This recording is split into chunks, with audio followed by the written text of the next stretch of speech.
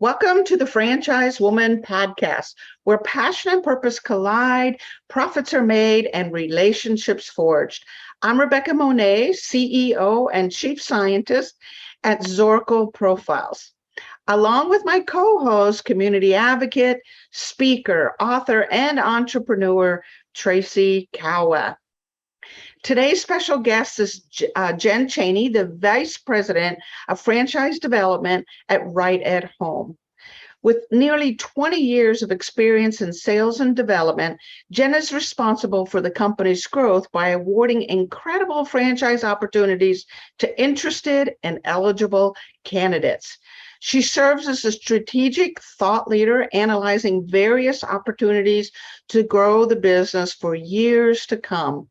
Jen oversees franchise legal documentation, lead generation, and strategy, as well as a team of outstanding sales and development professionals.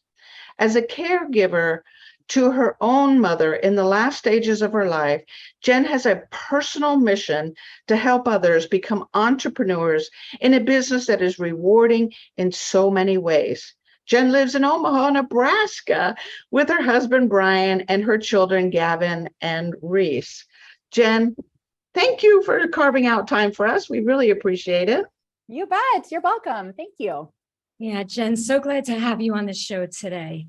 So sorry about your mom. Your background is so interesting, at least for me, being born and raised in Brooklyn, New York. I mean, you have this really interesting background being raised in rural Nebraska. Can you tell us a little about that? You bet. It has been asked of me before, what has kind of, shaped you into the person that you are today? And I really do. It goes all the way back to the way that I was raised. I have two older sisters. The three of us were raised on a farm in Northeast Nebraska.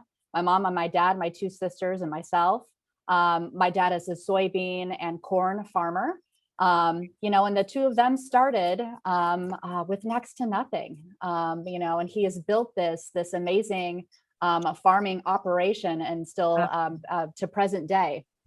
But growing up, my mother was ill growing up. When my mom and dad got engaged, she was diagnosed with cancer and was only given a few months to live, but she ended up beating that. Against all odds, and this was in the 70s when that happened. But she ended up living an additional 35 years and having three girls. But when we were growing up, she was sick our entire childhood with a dad who was a busy farmer. So my sisters and I really were responsible for taking care of mom and doing things around the house, laundry and cooking. As well as things on the farm. So I do joke even with my father as of present day that I grew up on a mower, and he thinks that's hilarious. But all joking aside, we were raised as, you've got to get all of the work done before you sit down and relax. And sometimes that's a challenge for me, at present day. Like, it's okay to sit down, if the dishwasher isn't unloaded, but I just work so hard to get everything done that I possibly can, and then I can sit down and relax. So there's that balance of, work and life that's incredibly important. But, when my mother did pass away, it would have been maybe 2008 or 2009. And then here where I am today, I worked for a drive-through coffee concept right after I sold real estate for about 10 years. That was a franchise concept. But where I am today, Right at Home, awarding the franchise opportunity. It's a home care franchise. We did hire a caregiver for my mother in the final stages of her life. And it was a great way for my sisters and I to spend really quality time with mom in the last few months of her life, because the caregiver was doing the things, that we were doing, and we didn't see that as a burden. It was just the time spent with her was in a different way. And then, so I made a career change from drive-through coffee franchise to a home care franchise for that reason. How rewarding is it for me to award this franchise opportunity to entrepreneurs they're caring for seniors and adults with disabilities and helping people age in place and people in the final stages of their life. It's just so rewarding. And I absolutely love what I do. Wow. It's interesting that you mentioned this, because I consciously hadn't thought about this, and I've been in the franchise space 30 years. but having a care provider, especially in those last, several months, does free up the family to have a relationship with the person that's, going through this suffering. So you're not busy just Yes. doing the caretaking. You are given the freedom to connect and make memories and things that you're going to cherish the rest of your life. You're not in the busyness of it. So it's the blessing both to the person that needs the care, but also to the family to free them up. I hadn't thought of it in that way. Yes. And it's so, and I hear it all the time with people that are looking to franchise with Right at Home. And statistics show, we're kind of in that sandwich generation where, I'm at that age, or people that are close to my age that have aging parents that they're needing to care for. And they also have children of their own that they're caring for. So kind of that sandwich generation. In addition to that, children live about 290 miles from their aging parent. So it's not like, that, the children are living right there 5 minutes from where their parents are living. So there is that distance. And then, they've got their own families to care for also while they need to care for mom or dad. But no, just an incredible blessing that, we were fortunate enough to discover the final stages of my mom's life to hire a caregiver. And even at the time, I remember thinking like, this is a business that somebody owns. Business. This is what they do every day. So just what a fantastic thing to do. And it's so rewarding in so many ways. Yeah, you're really talking about being in more of the doing rather than you're in the being rather than the doing. That's right. Right. Yeah. So instead of rushing around, getting everything done and worrying about what's not being taken care of, you're literally sitting with this person, connecting, talking about stories from childhood, and just that's so beautiful. Yes. This all must have made you such a compassionate person. Yeah. Do you think? Oh, yes, for sure. There is a part of me where, we hear stories all the time here at Right at Home, caregivers caring for these people that are ill or aging. And it's just so heartfelt. I mean, there have been some tears that have been shed, at some of our annual conferences where we really honor our caregivers at our annual conference. And each one has a unique story about how passionate they are for the people that they care for. It's just so meaningful. And there have been a lot of annual conferences where there isn't a dry eye in the audience when they're telling their stories. Yeah. So yes, it's awesome. Wow. All right. So I want to backtrack. This farming life fascinates me. Years ago, I lived in West Point, Nebraska. I might have told you that already. And then I moved to Storm Lake, Iowa. And during that time, I dated a farmer who had several acres. And the thing that was most amazing to me about the farm life was there was no room for procrastination, right? Mm-hmm. You had to get those crops in, the seeds planted and fertilized and whatever all you had to do. And you had a very short window to pull them out of the ground.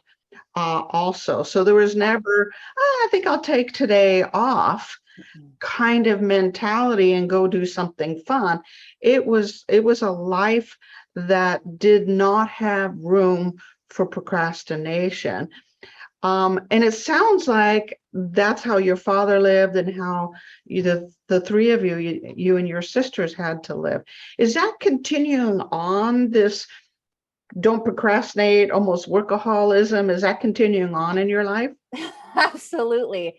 And my sisters and I joke about it. I have two older sisters and they're the exact same way. I'm like, and actually my dad will tell you, I'm like, we blame you, Dad, you've done this to us. And he's just like, well, actually, he kind of contributes all of that to my mother, who, even though she was sick, she was still able to get things done, and she liked to get things done around the house, and she never skipped a beat. But he would actually say, well, you owe all of that to your mom taught you those things. I'm like, well, maybe it was a combination of the two. But Rebecca, the answer is absolutely yes. And you're right. The kind of the progression of a farmer, at least my dad, it's planting season. So you have to get everything planted, and, it can't rain while it's planting because it's too wet. If it rains, there's a delay. So you have a window of time to get those things planted. And then here's the summer, and then it doesn't rain. So he has to irrigate. And so like, if it would just rain, that would be awesome. So, I mean, it's constant. Then comes harvest, like we got to get the crops out of the ground. Don't rain. If it rains, then there's a rain delay and things break down. And, then, got to get it. There's a delay to get them fixed. And so harvest, got to get through that. And plus it's not just my dad. He has a team of people helping him. So, and he's up at 4:30 in the morning. He goes to coffee at 4:45, and, he's got his daily routine. And it's not just Monday through Friday, 8 a.m. to 5 p.m. It's you work when the work needs to be done. You're absolutely right, Rebecca. And I'm the same way. There's work that needs to be done. I don't have an 8 to 5 job. And even the people that I work with here at Right at Home, my team, and even my fellow colleagues and the people that I work with every day. It's another thing that I truly love about the culture here is that we work whenever the work needs to get done. It's if you see me emailing at 8 o'clock, 9 o'clock at night, or, on a weekend, it's not just, oh gosh, I've got to do this. Like really I don't mind doing it. The work needs to be done. I enjoy what I do, but I'm able to do that, Sunday through Saturday, and it's completely okay. But that was a long-winded answer, but you're absolutely right. Yes, that has continued with me and my 2 older sisters as well, who have fabulous careers. I think a lot of people don't realize that farming is a strategic business. Even selling the soybean and corn takes a strategic thinker of the right time to sell it, the right time to store it, maintaining that equipment, getting good workers that will show up on time and help execute, building team. I mean, it is a crazy, difficult business, but once the machine is well oiled, so to speak, these are entrepreneurs. These are businessmen and women that are running these farms. Mm-hmm. Yeah, I know. There's so much more than just, planting the seed and harvesting, the grain. There's so much more that goes into it. It's a full operation, as you just described, but even more in addition to that, there's so much going on behind the scenes that really makes for a successful farming operation that people really just aren't aware of. Wow. Yeah, my mind went, I'm glad you brought that up, Rebecca, that you reiterated that, because my mind got stuck on that for a minute. How Jen's dad got up at 4 o'clock every morning, and then by 4:15, like she knew exactly where he would be and what he would be doing. And I never thought about what a structured, regimented way of life farming is, and that whole business aspect behind it. So I'm so glad that you illuminated that for us. It's a business of discipline. And I think as entrepreneurs, business owners, this is a main criteria to have that level of discipline. And if we can watch a farmer, you will see they are one of the most disciplined business owners you'll ever see. It's very, very structured and amazing. So now I do have a question though, because there's a lot of work involved, and you learned a lot from your mother and you learned a lot from your dad about being disciplined, not sitting down till the job was done, good work ethic, all of those things. Do you feel any of that led you towards any imbalance, like becoming a workaholic? You're no longer on the farm, but you're running a business right now, or working within a business, I should say. Do you find yourself to be a workaholic, and how do you handle that? Yes, the answer is yes, for sure. And I've learned from mistakes that I have made in the past that you can be a workaholic. It's okay to be one of those. But you have to have that balance of a personal life outside of work. I would say present day, I think I have a great balance. I know in the past I did not, but I've got a husband and I've got kids and I've got friends, and, they want to get together on a weekend. I remember in the past, I'd be like, sorry, I can't. I have a big project. I'm going to be working on it all weekend. I'm grateful that I have a company here that says, it's okay. Those things can wait until Monday. And it's okay. I won't be able to make it to that meeting at 4 o'clock because my son has a baseball game. It's okay. It is 100% okay to be a successful business owner, working in franchise development as an executive, you name it. It is okay to do those things, and you can do it, and you can have a successful career and be a workaholic, but still have that balance of having a personal life as well. It wasn't always that way, but I feel like I am a point now where I do have that. And it was challenging at times. I had some stumbles and some mistakes, but I think I finally made it there, ladies. Do you think that it not only sets a good example for your kids, but it also sets a great example for franchise owners so that they don't get burnt out, so that they're as successful as they can be because they have that work-life balance? I for sure. And I think to even take that a step further, I do remember my husband and my kids when I made a clear, choice that I was going to make a change. My husband actually said to me, it's kind of, this is great that we have you back in the evenings now, and you're not working, at 9 o'clock at night. So, they did notice a change. Yeah. But even, working in franchise development, you're working with people that aren't business owners yet. So, really just kind of teaching them, hey, we don't, it's okay. We don't have to talk at 8 o'clock at night on a Saturday night, because I don't want to set that expectation that everybody here, that's what we do. It's all hours of the day. Of course, a home care business and caring for seniors and adults with disabilities, it's a very challenging job. And sometimes it is a 24/7 job. But even kind of setting the example with them, you need to have a work-life balance when you become a business owner. And it starts now as you're going through the education and approval process with Right at Home. We want you to continue to have that balance. So kind of setting an example for leads that you're working with to make sure that they have that, and that it starts even during the discovery process. Yeah, it's so important. I want to push that button a little bit, because it's easy when you're driven towards success to get out of balance. Offline, I was telling Jen a little bit ago that many years ago, I had serious workaholism, so much so that I was dating a gentleman who ended the relationship because he said I was an addict. And I'm like, I don't drink, I don't smoke, I don't do drugs. I don't even drink coffee. What do you mean I'm an addict? And he said, you're addicted to work, and I'm tired of being second fiddle. And I didn't understand this thing of workaholism. So it is something we need to highlight for business owners or successful corporate executives like yourself, that it's important to have a life. It's important to take care of yourself so you don't burn out. And look at the difference it's made in your family and the time that you have.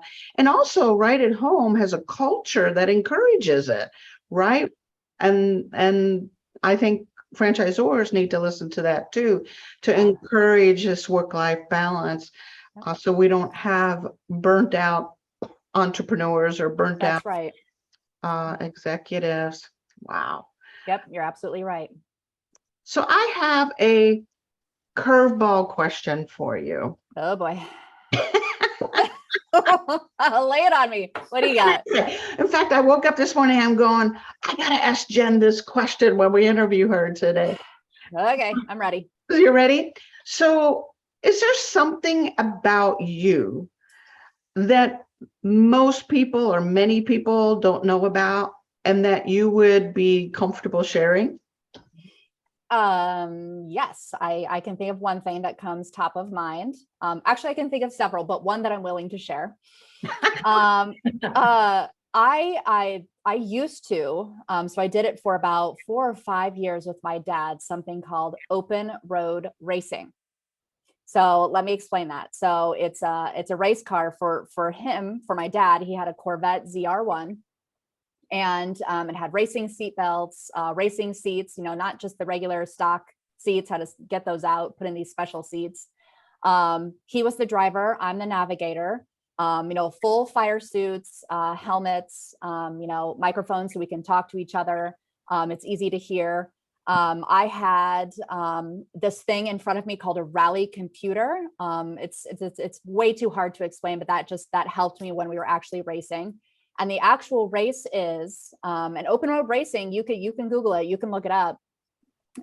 They shut down a stretch of highway. For this particular race that I'm going to use as an example, it was in the middle of Nebraska, so the sandhills of Nebraska, which we raced in Nevada, Texas, Nebraska. There's various open road races that you can enter into and compete in. So it's a stretch of highway that they shut down. In the sandhills of Nebraska, if you know kind of what the geography looks like, it's little hills, it's short little curves. There's a couple of straightaways that are maybe 4 or 5 miles long. But the northern trek is about 28 miles. You cross the finish line, go into this little small town, have breakfast, some food, whatever. Everybody finishes the northern leg race. Then you take the same road back. There's different speed classes. So we were in the 120 mile per hour speed class, which means everybody in that speed class, the closest person to an average speed of 120 miles per hour collectively between the north trek and the south trek, you win that speed class. So it's not like you can just set the cruise on 120 miles per hour because you've got, little curves where the sign on the side of the road says, take this curve going 35, but we take that probably going about 80, just to give you some comparison of what. And by the way, in the sandhills, it looks like the Rocky, the Grand Canyon off to the left and the right at times. So they've got helicopters in the air that are watching, safety. They actually have little speed guns and people along the course to make sure you cannot go over 145 miles per hour and you can't go under 80 miles per hour. And if you do, then you'll be disqualified. So, that's the general concept of open road racing. The first year that we did it, we were learning, we did terrible. The second year, and my dad is just as competitive as I am. He's like, you didn't come all this way to lose. So let's do our homework and our research. We went out there early, drove the road several times. This rally computer, I can enter in some information that shows me if we're ahead or behind on the speed. So my job as a navigator is to order my dad to speed up, slow down, this next curve we're going to take going this speed, out of this curve, we're in a straightaway and you've got to make up some time. You're too close to going over 145. There's a helicopter, he's watching you. So lots of things happening. And before you know it, the race is over. And he looks at me and how did we do? And I'm like, I don't know. Let me crunch some numbers here. So it's fast paced. It's exhilarating. It's terrifying. It's awesome in so many ways, but not for everybody. Holy cow. So just to clarify, it's not necessarily the person who finishes first. It's the person who maintains that average speed as close to 120 as possible. That's right. So I know based off of how long it's supposed to take exactly. If you take this course, and I know it's exactly 26.7 miles, and we need to keep an average speed of 120 miles per hour, I know how much time exactly it should take us to get from point A to point B. So this rally computer is showing me you're behind on this perfect time. You're ahead on this perfect time. So I'm telling him to speed up and slow down to try to keep as close to 120 miles per hour as possible. The average speed. It's amazing. Yeah. It's just crazy fascinating. I love cars and I love driving fast. And anybody that knows me knows I have a heavy foot. So I'm getting excited just listening to this. I didn't realize there was these kinds of things where you are really guiding the performance of this car, of your dad, of this race. You're calculating things, you're observing things, you're crunching numbers, and you are giving directions all at the same time to get a very particular result. So this idea of partnership, you have to work in synchronicity here between absolutely. It is a big responsibility because my foot is not on the gas. My hands are not on the steering wheel. So it's a big response. If I do my job correctly and he listens to what I'm saying, so you have to have that awesome teamwork. we had a strategy, we had to have a plan, we had to practice. There's lots of parallels here, between, what I do in my daily world, strategy, plan, you gotta practice, you have to have a great team, we had to do all of those things, because if we didn't, we would either, the worst case scenario, we crash, or I'd give him the wrong directions, and he, it's, if he doesn't listen and we go over, under, there's a million things that can happen, but it's a lot of strategy and planning and teamwork and all of those things. And if everything fires on all cylinders, then you're going to win, which we did. Okay, that's purpose, right? There's also a tremendous analogy on the fun yet terrifying side of things, right? Because entrepreneurship, it's fun and it can be terrifying. Oh my gosh, yes. Not only entrepreneurship, which we talk about all the time with prospects that I'm visiting with, this is business ownership. And a lot of people have never done this before. Just like with me and open road racing, that first year that we did it, absolutely terrifying. And even year after year, I was still scared. Don't tell my dad, but totally terrifying. And the same with our entrepreneurs and the people that are operating these right at home businesses. A lot of them don't have any experience. I didn't have any experience with open road racing, but we're here to teach you those things and to help guide you. That's the whole concept of franchising. But yes, very scary as an entrepreneur. It's a big risk. You're investing some money in a business model that you believe in, and people that you trust are going to help you and teach you. So yeah, there's a lot of similarities. It's amazing how many, Jen, as I'm thinking about it, everything from you being the guide, the navigator, and then, your dad, the driver, it's the same. We have right at home with great systems, processes, computers, numbers, projections, all of those things guiding the franchisee, but they still have to put their foot on the pedal, and they have to listen to the guidance that they're getting to make the right time to get across that finish line in a very strategic way. But it is a partnership that's going on between you, your dad, the driver, and right at home. And of course, wow, this is crazy. You guys, I'm so glad I used that as an example, because I didn't realize until just now how many parallels there are between me doing that and what I do every day and our franchise owners. So this is perfect. Yeah. Like you said, with your franchise owners and with your team, right? It's pretty crazy. So not everybody's wired to be an entrepreneur or to be a franchisee. How is it your dad chose you and not your older sisters to do this? I mean, you're the one that ended up doing it. Yep. It's not so much that he chose me. I am the only one of the three that said yes.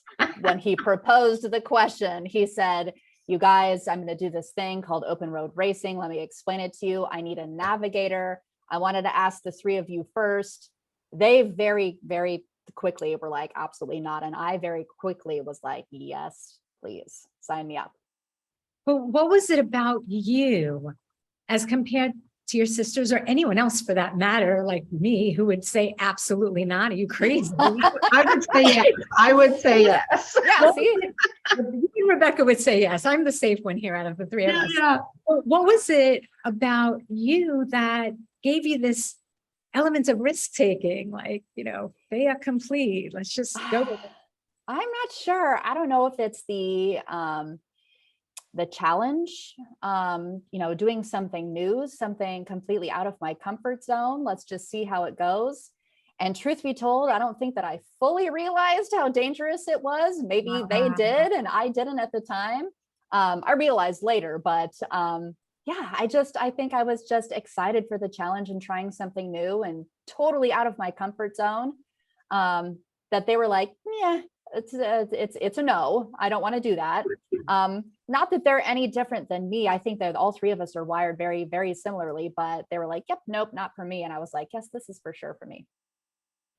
Well, you say they were older, right? Yep, two older sisters. My sister, Tammy, she's just a few years older than me, and Megan is about 5 years older than me. Yeah.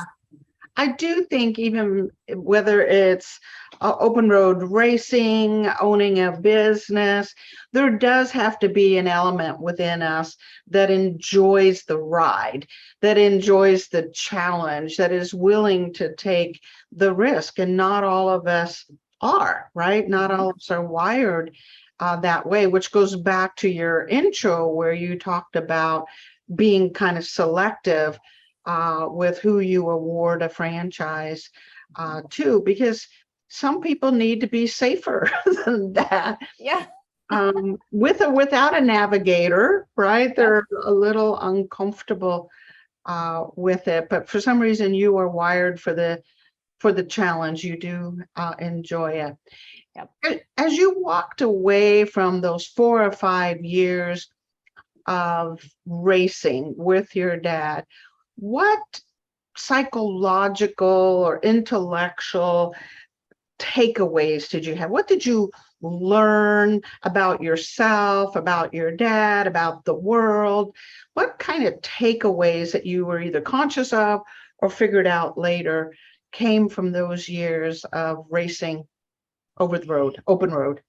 Yep. So the first thing that comes to mind is this: when we first started this was probably just maybe 6 months after my mom passed away. So it was a great time for my dad and I to spend some quality time together. You know, driving to the Sandhills. We actually drove out to Ely, Nevada, for one of these. So that's not a short car ride from Omaha, Nebraska. So just spending a lot of time with my dad that I really didn't have before. You know, before, when mom was alive, you know, it was caring for mom and worrying about mom, and mom in and out of the hospital. So it was a lot of dad daughter time together, which I really love. And I believe that my relationship with my dad, as well as my sisters, all three of us, our relationship with our dad has significantly grown since my mother has passed away. So that's one really awesome takeaway from the open road racing. But after walking away from the racing, I think that it really, and you know, as of present day and the role that I'm in, it's taught me quite a few things. You have to be prepared. You know, you can't just, if I can't sign up for a marathon tomorrow and run in it, you know, I'm not a runner. So, you know, you have to prepare for that. You have to train for that. You have to be knowledgeable. And those are all of the things that really taught me. The first year that we went, we did terribly. The second year that we went, you know, like, we've got to do our research and our homework if we want to do well at this. And that is the absolute same for my role in franchise development. And even being a business owner with Right at Home, you have to do all of those things. You know, you have to be prepared. You have to do your research. You have to do your homework. You have to think things through beginning to end. You know, there's so many things sorry, I'm waving. I have a brand new employee and she's leaving town. So sorry about that. So yeah, I mean, there's lots of similarities between what I did racing with my dad and where I'm at today. So many things that I do in my role that I have to do that I did when I was, you know, preparing for a race with my dad. So lots of takeaways and lots of lessons learned. You know, that's a really good point, because when you prepare, then you don't really see it as much of a risk. Yeah. Right? It kind of, the preparation prepares you for the risk. Yeah. So you feel a little more empowered to take the risk. Oh my gosh, yes. Absolutely. You're absolutely right. I think about the times where I feel unprepared. It doesn't matter what it is. And there is that element of fear, like, oh my gosh, what's going to happen? I don't feel prepared for this. For sure, year 2, when we went racing, I felt so much more prepared. I felt like there wasn't that element of risk that there was the year before, because I kind of knew what was coming. Granted, there was experience from the year before, but I felt so much more prepared. And that's definitely the case in the role that I have today. You have to be prepared and think things through. In my role in franchise development, you have to be creative and you have to take some risks. But as long as I do my research and I think things through, I look at the data, I had to do all those things with racing. I feel so much better about the decisions that I make now if I'm fully prepared. That's great. It's like a combination of being prepared and practicing. The two P's, right? That you guys did in this open road racing. And the combination of those two things made you confident in that open road. It was something that you could tackle, even though others would look at it as risky, scary. What in the world are you thinking?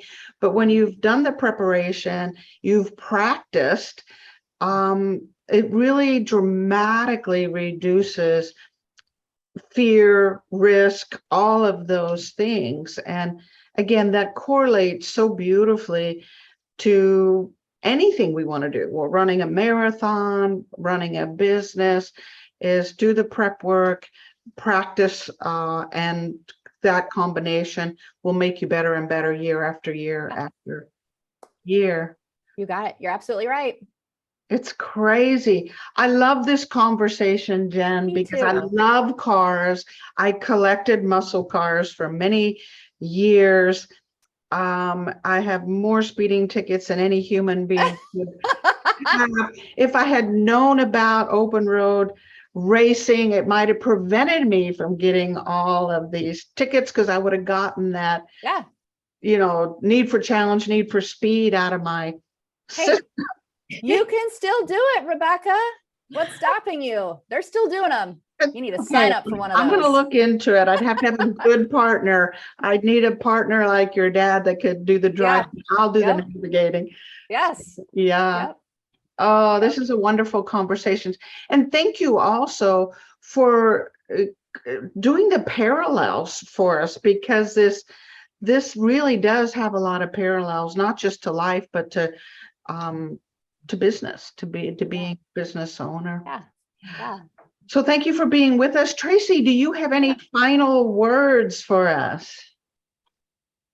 My mind is blown. Thank you. This is so cool. I think we said all, other than talking about this for another 5 hours, because this is one of the most fascinating topics that we've ever had on the show. I know, it's so fun. Oh, that's awesome. Wow. Yeah. Yeah.